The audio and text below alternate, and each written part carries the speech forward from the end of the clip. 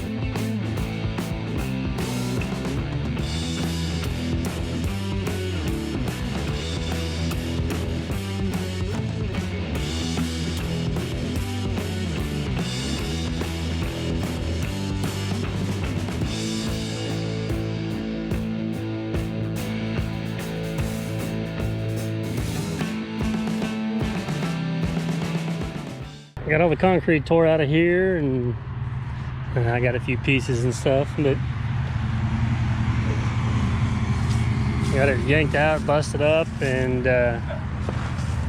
hauled off. But yeah, there's kind of what it looks like now. So pretty rough. We'll get the loader over here and grade it out and knock all this dirt and everything down. So, and I guess I can kind of say that I learned a little bit of a valuable lesson. Couldn't get any trucks here till this afternoon, so I just thought, hey, you know, why don't I get this stuff busted up and kind of get it piled up and everything and get ready to go for them. Concrete is a huge pain in the ass when you do that, and then you pile it up and then you got dirt mixed in with it to try to dig through there and load it into trucks. You're better off just breaking it up and loading it a piece at a time while you're breaking it up into the truck. Like I said, I thought, hey, I'm used to doing stuff with the loader and the grapple bucket, so it wasn't as big of a deal. But I was like, hey, you know, I got this excavator now. It's got a thumb. You can do anything with a thumb, but you can to an extent. But it is still a complete pain. It just takes forever, and it's such a mess. And you can't get as much in the truck as what you'd like to. So I don't know. I guess lesson learned. Now I know. Next time I'll just I'll load it in there while I'm breaking it out and everything. And once again, this machine is probably a hair too small. I keep landing these jobs where a bigger machine would be a little bit better, but that takes a little bit more money.